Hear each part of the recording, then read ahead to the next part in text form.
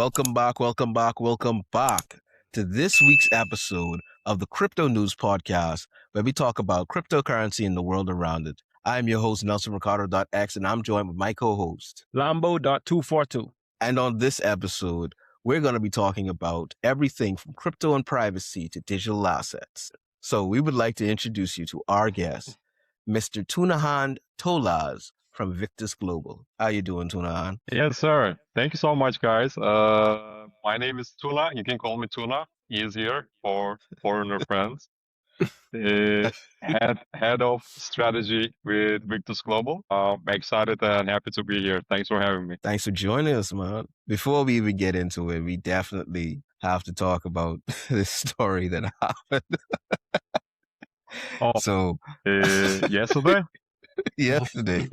And So- I'm still laughing about it. That was the funniest thing ever in 2026. Hands down. I'm just out here just doing some recordings, right? As I'm doing some recordings and what's not, I'm like also like researching and what's not. So I'm like on another page. And all I see is I hear someone saying hello. I was like, wait, what? Thinking no, I'm thinking like a lot of things going through my mind, right? I'm thinking like someone possibly hacked me, what could be going on? Because to my understanding, I'm doing some recordings. How is it that someone is asking me hello? I switch to the recording platform we're using, and I'm seeing Tunahan on the video that I'm recording of myself. That's funny. For me, 11 p.m., I was finished with my day. I finished all the work. I took my dog out, and I knew we had a podcast today. So I'm like, let me check my mic, let me check my camera, let me try to twist things to see how everything's up. I just go to my calendar, and I'm like, okay, there's a link here. Let me check the platform. Do I need to download anything? Do I need to put in my email? Let me do my due diligence. So I just click on the link, right? Usual. And out of nowhere, Nelson is staring at me in the eye, in the flesh. I'm like, what? It's like somebody appearing in your workspace, in your living room, out of nowhere. Yeah. It was creepy. It must be creepy on your end as well. No, it was because I'm like in my undershirt, and I'm just like, like I'm just like vibing right now. And then here's this person saying hello, looking at me, and I'm like, why are you here? Yeah, I'd have been Man. terrified. I mean, I'm very happy that both of us were not doing anything inappropriate. yeah. Yeah, Because we're in the house, it can be anything. yeah. Man, listen, that was absolutely hilarious. I could not stop That was- laughing. That was pure cinema. And next thing is I really like your name, Tunahan, right? And I Oh, thank actually you, wanted brother. to know, and we actually initially wanted to know, like, you would have already answered this, but we wanted to know if your friends call you Tuna or what's not, and like what is the origin of your name? Like, what does it mean? I'm Turkish. English is my second language. I was born and raised in Turkey, uh, very close to Greece. Their neighbors. It means emperor, like Genghis Khan, Genghis the emperor. So if you say Nelson Han, Nelson the emperor, the conqueror, Oh. like Genghis Khan. One. So it's like Tuna the emperor, but Tuna doesn't really mean much. It's just a name. But for the foreigner friends, Tuna is always easier. So the question that we have for you, Tuna. So we see that you are a digital asset strategist. You're not a manager of it. You're a strategist, right? So Correct, for someone who, Correct. so for someone who hasn't touched crypto before, right? How would you explain what you do as a digital asset strategist? Yeah, of course. Like my official title is the head of strategy and blockchain strategy with Victus Global. But to give you a bit about myself, I was introduced to the blockchain and the crypto during the lockdown, during the coronavirus, just like a lot of people. Uh, discovering all the coins, bring all the communities, spending all my day in Discord, on X, just going down the rabbit hole. I won a lot of money, I've been through the all up and down. After that, I was approached by a broker, an international globe broker by XM Global. They are globally top four exchange for CFD, contract for differences, and Forex. I was an account manager for them for 3 years, mostly for the MENA region, the expansion in the MENA region. The offices were in Dubai, Greece, Cyprus. They were based in Cyprus. After this experience, I discovered Then we parted ways. XM Global was huge on Forex, and I wasn't a big fan of Forex. I didn't even know people traded Forex up until I worked. Like it was such a strange world to me. And they didn't believe much in the blockchain or crypto, so we couldn't get along much on that front. Going back to your question, what is the head of strategy for blockchain? Initially, paving the way for traditional companies to find their way in the blockchain. So you was a part of XM because we're familiar with XM. I know like several trader friends who trade forex. That's a place where they usually do it. XM has even come to the Bahamas once. I had a friend who had like an event here bringing XM along. But yeah, that is interesting that you were in the forex space and they didn't really capture your interest, so you left them to go to Victus Global, where you actually are more in charge of like blockchain and more like digital assets and what's not. Correct, Pretty dope. correct. For me, this is all connected. Everything that has to do with trading is pretty much the same. For me, it's packaging and branding. Just to give you an example, you know how prediction markets are extremely hot at the moment. Like last Mhm. year, Poly Market, Limitless, Alshi, these players onboarded over 400,000 people. But if you look at it, Forex is a prediction market as well. You are betting and guessing the equivalent numbers of, let's say, Mexican peso to, at the end of the day, you are still predicting. So if you think about it, it's all about the packaging and the branding. Right? That makes sense. So, Tuna, you went from a community manager at Solana to now you're doing like digital asset business advisory, if I'm not mistaken. Um, how has that been? How has that transition been? And what lessons you wish you have learned so you can make that transition or make that leap smoother for you? Um, I was a community manager for a sold out NFT during the lockdowns during the pandemic. When I first had blockchain and the NFTs, I was spending so much time. I wanted to take on a responsibility for a project, and I want to learn, like, how are you building communities? What is going on here? There's so many things going on. It's not like a traditional market where you just have an interface and you just, peer action. So for me, it was very interesting. I was a community manager for that sold out NFT project. That's where I learned how communities are formed and nurtured. It's not just, getting followers. If you have 100,000 followers, but 10 users, you don't have a community, right? Yeah. Community is different. Followers, if they're not engaging, they're not actually a community. They are no different than bots. Forming a community is way different. That requires time and trust. You have to earn people's trust. They have to tell, okay, if we are to take on a task with Lambo or Nelson, we're gonna win. Once you pass that narrative to the user, then you start building a community. It's not just, hey bro, follow me on Twitter, turn my notifications on. It's not about that at all. After that experience of that NFT community manager, I had a lot of networking in Discord with founders, with community managers. And at the time, I was an influencer on X. I like that.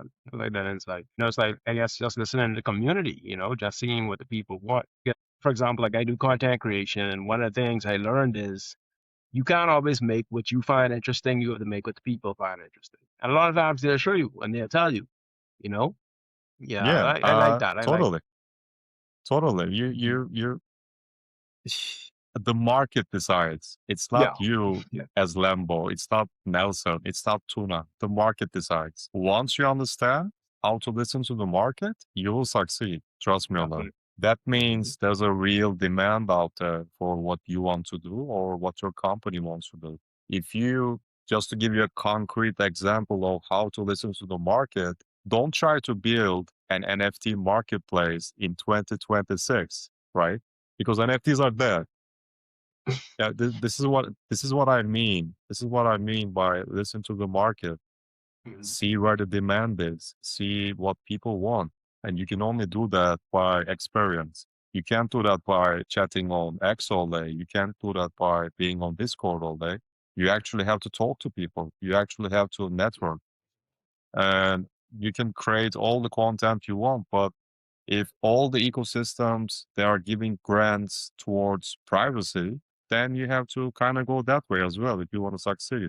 Because a blockchain is a place products succeed if they are popular. It's a hype dependent space as well. So you have to listen to the market. Nice. Just now, you actually would have tapped onto also privacy, right?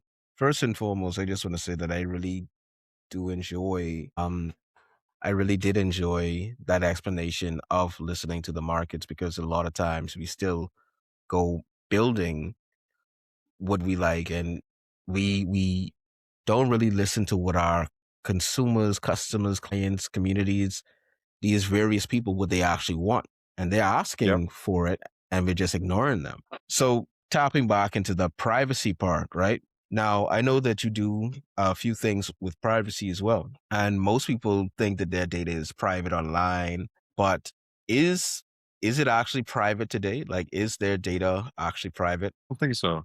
I think after the coronavirus, the lockdowns, I don't think anything is private anymore. Mm-hmm. I don't know. Do you agree? No, I agree. We just came from our whole scenario where I was recording and you just popped up, so we know things aren't as private as you think it is. Right. but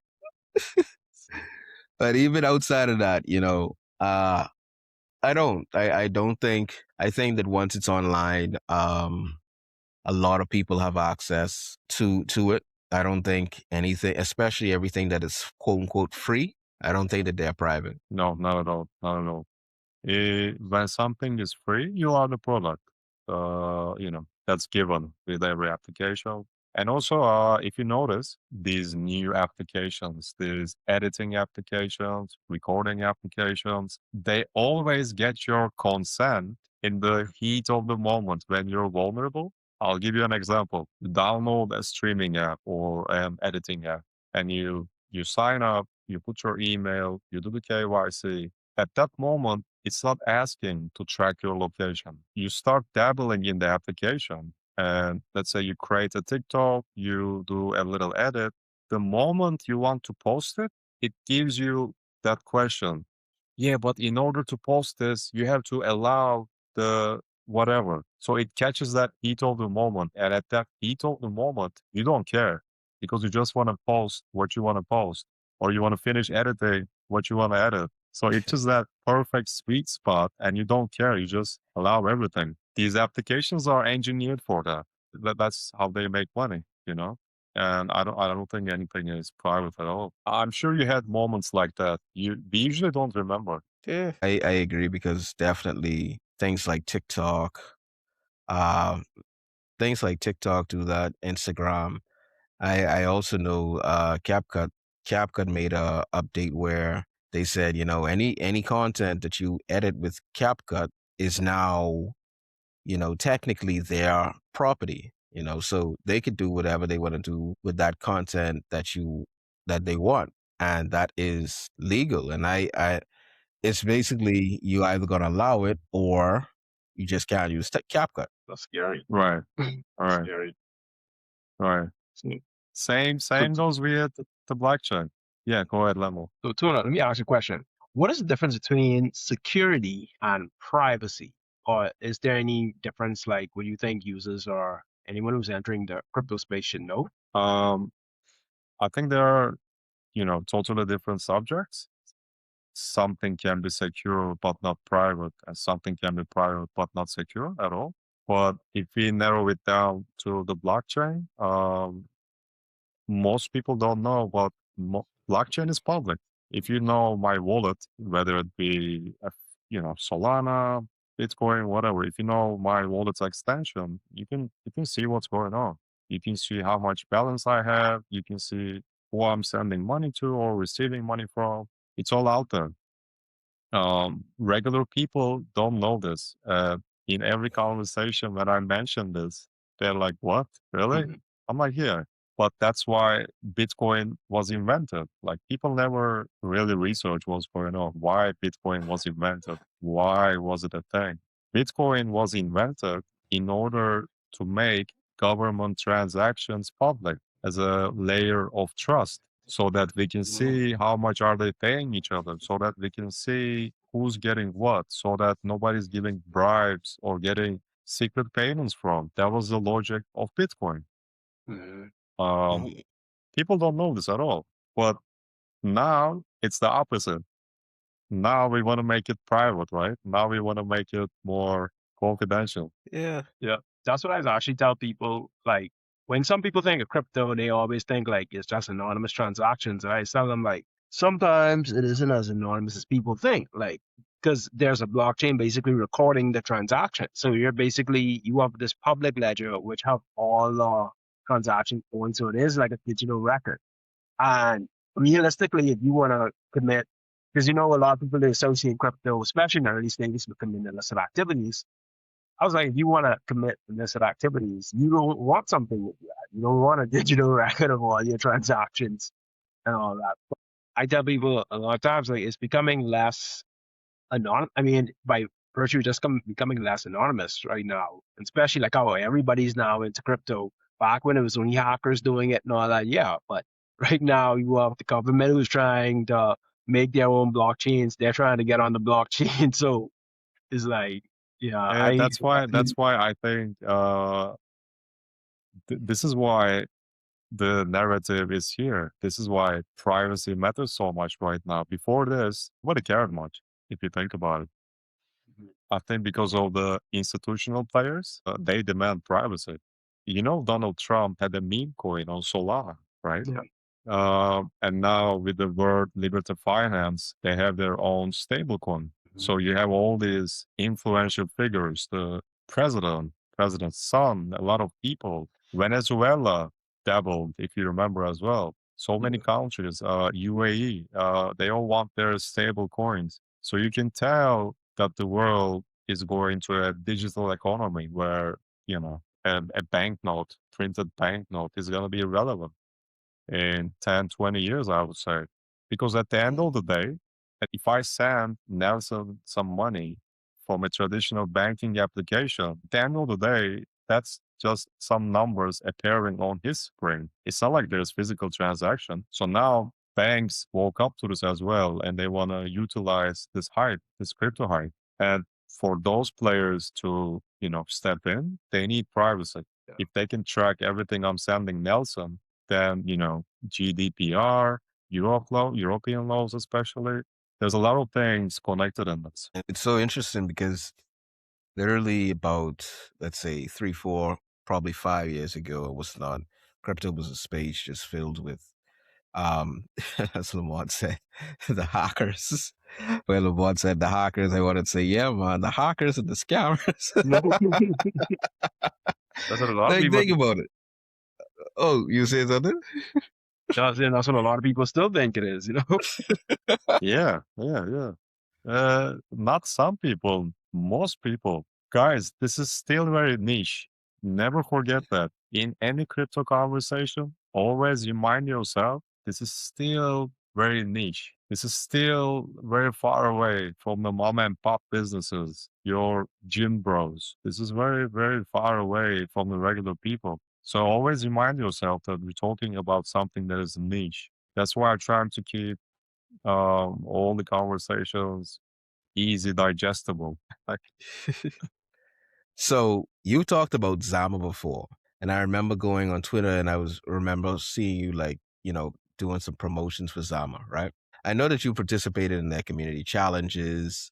Um, Without getting promotional, what projects like that have caught your attention from a privacy standpoint? Like projects that promote privacy that are really good based on your opinion. Yeah. When I started talking about Zama, let's say, for the example, uh, that was when the narrative shift was happening. The narrative was changing in crypto. I think it was right after the Trump token. Trump launched a token. I don't know if you remember. For a lot of people, it was a 4 or 5 a.m. random tweet. A lot of people voted. A lot of people lost money and made money. And at that time, the sentiment was, is it meme tokens again? Like, what is the next trending thing? So the sentiment was trying to come back. It was just the beginning of the bull run. September, October, if I'm not mistaken. So everybody was looking for the next big thing. What's the new narrative? NFTs gonna become a thing again, like the 2021, 2022. So there was a lot of gaps in regards to the narrative. And then these Monero, Zcash, these protocols started being popular. Zcash, Monero, and Zama. Zama came as a third player, if I'm not mistaken. Eh, I like the narrative because people are tired of meme tokens. People are kind of fed up with NFTs. And if you want to onboard real companies who want to keep their data private, we need this confidentiality layer. So, as a professional with a career, for me, it made sense as a narrative. Uh, like I wasn't trying to participate their thing just because I know Zama or know the company. But as a crypto enthusiast and, as a person who would like to see real companies in the space, for me, it made a lot of sense. And that's why I started participating with my content. So when it comes to that Trump meme coin, believe me when I say Lamont and I remember that. We remember. I think he was about to be inaugurated, and Yeah. right before he was about to be inaugurated, we already then know how the market gets when big events happen, and the mindset was, hey, let's buy this Trump token. Let's look for Trump tokens, buy some Trump tokens, and let's just see what happens, And when he got inaugurated and the news spread that, hey, Trump had a token and the token like went up or was not, I remember Lamont messaged me, say, hey, check the tokens. Yeah, I remember that. And I was like, oh Lord, we all the way up. But he was made like a duplicate token or something, like a fake token. So yeah. So the situation that happened was that we had bought the wrong token. So usually Oh my when God, really? so when things happen in the news, right, from the meme token standpoint, they create meme tokens that follow the news, and you could actually buy those tokens from the news. But the issue in this standpoint was this time we saw something that we never seen before. A president launched their own token. A president launching their own token was unheard of. That was different. Yeah. No one expected. No one could have anticipate that except if you was an insider. And we know that during that ceremony, there were over 20 wallets who already voted. Mm-hmm. I know Right. some names that they were in during that event that knew what was coming. And with this confidentiality stuff, we're trying to stay away from the negative energy. Mm-hmm. So, Tuna, in your opinion, I guess to piggyback off your last question, are there any particular projects that you are eyeing who you think have a lot of potential in the space? There's so many projects. There's so many projects. I don't want to give out names directly because it will Not be like financial advice. apart from that, it's an endorsement because I work for a company as well. Yeah. But I can give you the narratives. I'm more focused on, let's say, ecosystem grants. for 2026, most of the grants are going towards three narratives: prediction markets, stable coins, and privacy. So no need to give out specific names, but if you are building something towards these narratives, you will get a lot of attention. Okay. That's some good insight. You don't get names, but just keep a theme. Understand like the theme that's trending right now. That's really Correct. So, Tuna, I also have a question for you. So, outside of the podcast, we had our own personal conversations, right? What I want to know is, as a venture capitalist, at least working for a venture capitalist company, from what you've seen, what are some of the biggest mistakes founders make when building in crypto or tech? Oh, I can talk about this for a year. This is thank you. Thank you for this question. Uh, where shall I start? Okay, I'll narrow it down to a couple of mistakes. First of all, they are chasing capital and they're chasing VCs more than they care about their own product. If you're spending 6 months trying to find an investor, that's a red flag. Like, focus on your product, right? Second of all, they what makes sense to you may not make sense to the market. So you have to understand, you have to test. Just save $200-300 for marketing and see if you actually get users. Just test the market, test your product. People make this mistake all the time. It may make sense to you, but there might not be a demand in the market. Building without distribution, like great product. You can spend hours, days building it. But if there's no users, then it's not a product. It's just a theory, you know? Uh, Also, token first, product later approach. The token doesn't fix the lack of product, the market fit. I think it just accelerates failure because there's no demand for your product. Uh, What else? Confusing community with size, with traction. 50,000 followers means nothing if no one is using your product. You have to understand this. Uh, Also, ignoring ecosystem alignment. I think this is also very underrated. Let's say if you're building on Solana, you have to understand the state of mind of the blockchain. What I mean by that is, what do they want from protocols? What are they going for this year? What are their goals? If you understand this, then you're 10 steps ahead. Then you are already building something with a slight demand.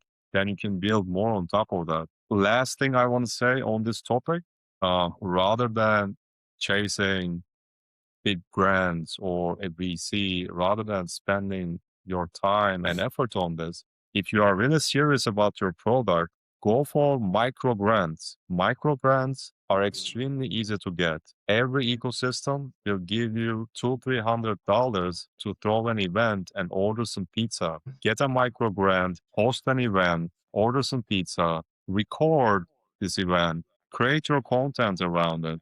I think micro grants are super underrated, very easy to get, and they will help a lot of builders a lot. all right. You answered a part of my question. My question is going to be very much.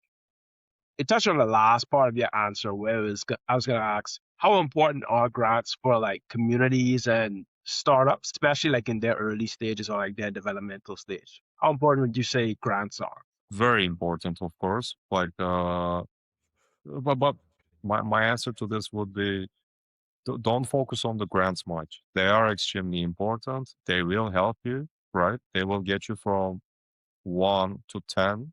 But if you want to go from 1 to 20, a grant is not going to get you there. A real demand is going to get you there. Because founders focus on grants and investments, and conversations go from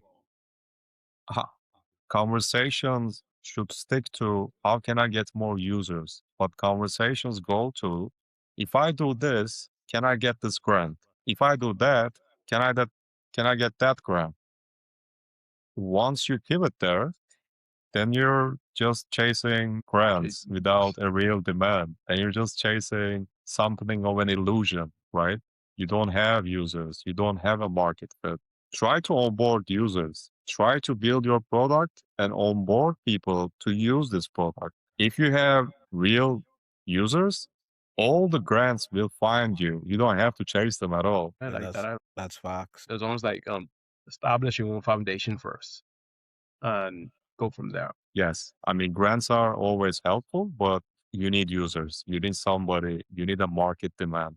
If you are building your product around how can I get a grant, then you're also building yourself up for failure. Yeah, so I wanted to circle back to the privacy question, right? And I want your honest opinion. Do you think privacy is turning into a basic human right, or is it turning into a luxury that only some people can have access to, and why? We're talking about digital privacy here. This is a very interesting topic. I think I'm more confident on talking about the blockchain part of it.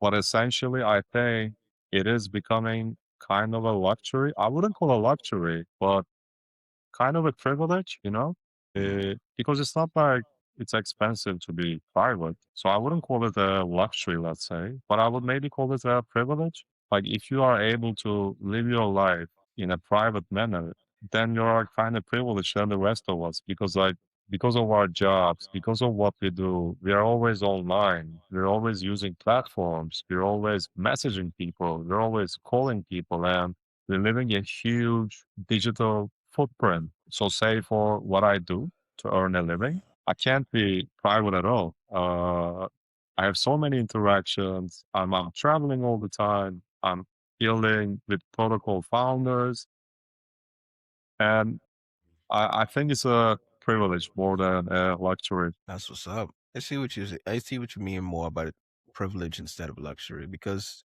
it definitely isn't expensive. It definitely isn't expensive. All right. So, Tuna, for someone who is new to crypto, like they don't know anything about the crypto space or whatever, and they want to enter, but they always sharing about like stuff being hacked and all that, what would you tell them, or what's one thing you would leave with them about getting knowledgeable about privacy or understanding how privacy works in the crypto and blockchain space? For someone who never touched or know anything about crypto, Yeah. run away, run away, go. Say run away. Wow, man. Yeah, all jokes aside, um, I try this. I do this with my friends who are not in finance or in crypto, uh, but only if they are curious. I don't go out my way and try to, push them or educate them. But if they're genuinely curious, I just make them download a simple wallet or get them on a simple exchange, and I just show the interface. I'm like, hey, look, this is spot trading, this is futures, this is indices, this is, whatever. I keep it extremely light, extremely light. For a newbie, I would definitely start from the fun part of it because, as you know, crypto can be a lot of fun. Interacting in Discord, on X, it can be a lot of fun. Uh, because if you focus so much on the profit, then it evolves to people asking you for financial advice. So I try not to position myself on that part so much because I also worked for an exchange and I had this so many times, like hundreds of people approach me for this. But that's a heavy burden. You should never position yourself as that person, but try to be informative. Try to tell them the narrative. Tell them like, at the moment, in blockchain, privacy is very popular. Or at the moment, in the blockchain, this protocol is very popular. So give them a narrative and then educate them on what's going on. I will tell them about a stable coin, let's say. You can use this product and pay your bills with stable coins. It's just like $1. A USDT is $1. USDC is equivalent to $1. Keep it very light. If I go to a person and I tell them, if you connect to this protocol, to this yield platform, and then connect that yield platform to that exact, that's too much. Like, never do that. Keep it very light, keep it very simple. Okay. All right. I like that answer. Very, I mean, very I've been grounded. practicing a lot. Yeah, grounded in reality. I wanna give you a story. Uh, Yesterday I was in an event in the Suri Hub in Greece here. Um, and we were having a nice conversation with a friend that I met there. This person is a young person, early 30s. You know, he works, he knows about the blockchain, he knows the basics. During the conversation, he asked me, so you are, kind of an expert on the blockchain, finance stuff. How do you actually invest? Like, what do you do for the blockchain stuff? And I told him, I'm buying $100 of Bitcoin every month. Keep it on the side. And you know what he said? He said, wait, Bitcoin is like $90,000 or euros, right? I'm like, yeah. He said, can I buy a portion of it, like 200 euros of it or $50 of it? I'm like, of course. He's like, what? That he didn't know this. He had Yeah. no idea. He thought since Bitcoin is $90,000, he needs $90,000 to acquire one Bitcoin. So this is what I mean when I say this is quite niche still. People don't know. And most of the times, people are shy to ask, like they're intimidated. So it's nice to keep things casual and friendly. Because believe it or not, a lot of people still have that misconception about Bitcoin. A lot of people, they still don't know that you don't have to buy a whole Bitcoin to invest in Bitcoin. And I tell them, say that's the beauty of it. It's like you don't have to buy a whole one, That's the Exactly, beauty. exactly, exactly. People are also like I notice it with me, let's say, I'm not embarrassed to ask people. I'm not shy to ask people if I do not know something. I try to ask and learn. But most of the people, they try to keep it cool, if that makes sense. If Mhm. I'm in a room with a lot of people who are smarter than me, I try to learn. I ask questions. Like in these events, when I try to grab people, founders or whatever, and ask questions, my friends are like, come on, don't bother them. Don't be that person. And I'm like, why? Like, no need to be that cool. If you don't know something, just ask. Just ask. People are trying hard to be cool. Just ask people. Just be friendly. Just be nice. Just talk to people. That's a true thing. Just be open, And I find that like just being open to conversations, you learn so much, not just about crypto, but just about life. Just be open to learning new things. Yeah, Exactly. Exactly. That'll carry you very far in life. yeah. Oh yeah. Oh yeah. And I like the part where you talk about, just asking questions. And, sometimes we could be kind of shy or scared of what the end result is going to be. But it's like, what is the alternative? The worst someone could tell you is probably no, or they might not have the time. And it's like, if you go into there already with that kind of mentality that, hey, this is the worst that you could do, it actually kind of gives you that confidence to say, hey, there's actually more upside. I could gain more than I would lose. So the risk is at least Yeah. worth it, For sure. Worst case, 100% agree. yeah. Worst case scenario, they say no or they don't have the time. Best case scenario, I got, a ton of information that I actually wanted. You know, I would I mean, say, guys, that's mhm. let's say for the NFTs and for the meme token side of the blockchain, I have a brother who is 10 years younger than me, and I literally learn from him almost every day. And I'm not shy or embarrassed to admit that he knows way more than me because it's not something that I'm following constantly, right? People are mistaking this as well. You can learn so much from younger people. If they found their niche and if they're constantly updating themselves, you can learn so much, younger, older. And I think you have to be at peace. If you want to learn about the blockchain, you have to be at peace with the fact that you are committing to be a financial student. It will never stop. Highly agree. All right. So Tunahan, we just like to thank you just for coming on to this podcast with us and just, just chopping it up with us and giving us so much insights on privacy, on digital asset strategy, and even how you could learn from basically anyone, you know? Um, what we would like to do is we would just like you to just give the audience, just tell the audience where could they find you, you know, if they want to contact you or even Victus Global. My pleasure, guys. It's been an amazing podcast. Hope to do many, many more. Again, my name is Tuna. You can find me on X by Crooked Tuna. That's my handle, Crooked Tuna. You can find me on LinkedIn, Tunahan Tolaz, Tuna. If you want to approach us, Victus Global, if you have questions, don't be shy. Please do not be shy. Shoot your questions. We're always open to network. We're always open to new ideas. Find me on LinkedIn, X. I'm very responsive because I have a terrible screen time, like 10 hours. So get in there. Thank you, man. Thank you.